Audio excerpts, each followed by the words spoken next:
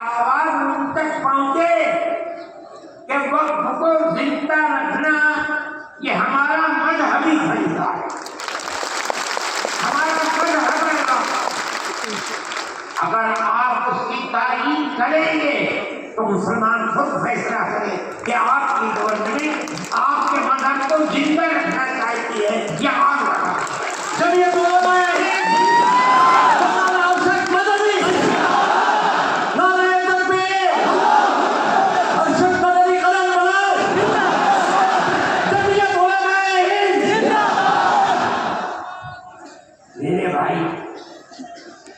تیسرا مسئلہ مدرسہ کا مسئلہ ہے۔ مدرسے دو طرح کے ہیں، ایک وہ مدرسے ہیں جو گورنمنٹ سے امداد لیتے ہیں، ایک وہ مدرسے ہیں جو گورنمنٹ سے ایک پیسہ بھی نہیں لیتے۔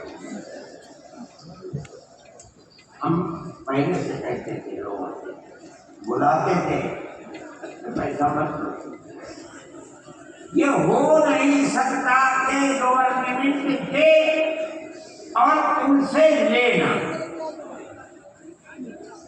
یہ نہیں ہو سکتا۔ آج سے تقریباً 15-20 سال پہلے دلی کے اندر ایک میٹنگ بلائی،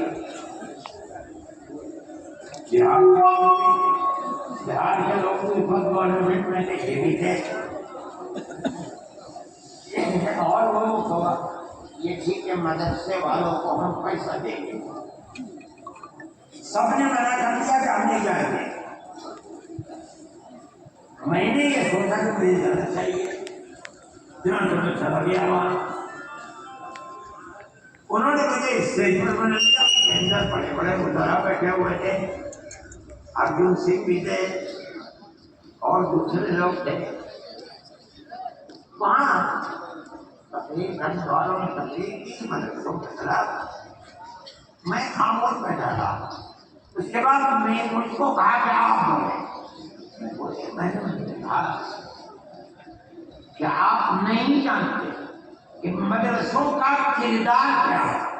میں آپ کو بتاتا ہوں، جب 1857 کے اندر لوگوں کا قتل عام ہو گیا تو اب ملک کی آزادی کے لیے جہاد کرنے والے مجاہدین ختم ہو گئے۔ جن لوگوں نے جہاد کیا تھا وہ جیل میں پکڑے گئے۔ جب عام معافی کا اعلان ہوا تو علماء نکلے اور سر جوڑ کر بیٹھے۔ 57 میں جہاد ہوا تھا، ٹھیک 9 سال کے بعد 1866 میں دارالعلوم کی بنیاد رکھی۔ کیوں؟ اب مجاہد زندہ نہیں رہے، دارالعلوم میں جنگ آزادی کے لیے مجاہدین کی فیکٹری بنانے کی وہ ہے۔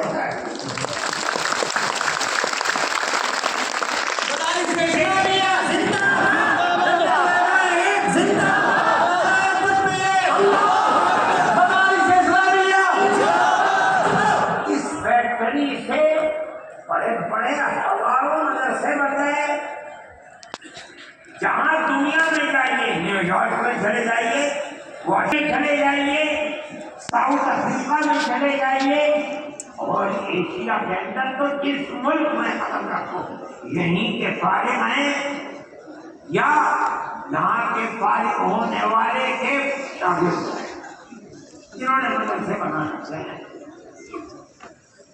یہ مدرسے در حقیقت ملک کی آزادی کی ضمانت ہے۔ ملک کے اندر حضرت شیخ الہند یہیں کے پیدا ہوئے جنہوں نے 4 سال مالٹا میں دیکھا ہے۔ مولانا مدنی یہیں سے پیدا ہوئے جنہوں نے 9 سال انگریز کی دیکھا ہے۔ اور میں نے کہا میں کتنوں کا نام لوں آپ کے سامنے۔ یہ مدرسوں کی زندگی ہے اور یہ تاریخ ہے۔ آپ اس تاریخ کو بجھانا چاہتے ہیں؟ کہتے بالکل نہیں۔ انہوں نے کہا کہ ہم نہیں جانتے۔ میں نے کہا کہ یہ ہو نہیں سکتا کہ آپ پیسہ دیں گے اور پھر ان کے نظام تعلیم اور نصاب تعلیم میں دخل۔ آواز آئی، ہم وعدہ کرتے ہیں کہ نہیں۔ میں نے کہا اچھا میں آپ کو جھوٹا نہیں کہتا ہوں، مجھے یہ بتائیے کہ اب یہ رکشن میں 3 سال باقی ہیں، کیا آپ یہ ضمانت دے سکتے ہیں کہ 3 سال کے بعد جو الیکشن ہوگا اس الیکشن کے نتیجے میں کامیاب ہو کر آپ ہی اقتدار کی کرسی پر بیٹھیں گے؟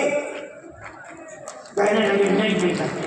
میں نے کہا تو آپ تو 3 سال کی ضمانت نہیں دیتے، اور میرے دل میں یہ ارمان ہے کہ اگر قیامت تک میں زندہ رہوں گا تو میں شو ہونے کی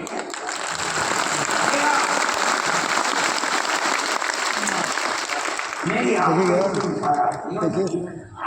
کو اسکول بنانے ہیں، آپ مجھے دیکھیے آپ اگر 50 اسکول پہلے میں 50 لیکن آپ یہ چاہیں کہ مدرسے کو ختم کر کے اس کے اندر اسکول کا نصاب بن جائے، یا یہ مدرسے آپ سے پیسہ لے کر چلے جمع فرمائے سے میں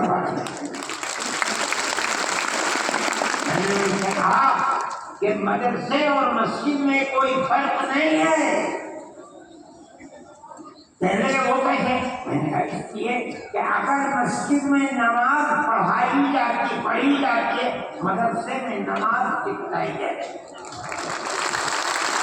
اگر مسجد میں نماز کے اندر قرآن پڑھا جاتا ہے مدرسے کے اندر قرآن پڑھنا سکھلایا جاتا ہے،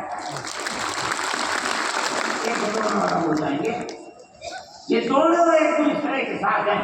جیسے ہم مسجد اپنی خود بناتے ہیں چاہے چھت پر ڈال کر کے بنائیں، اسی طرح ہم مدرسے میں بھی آپ سے کوئی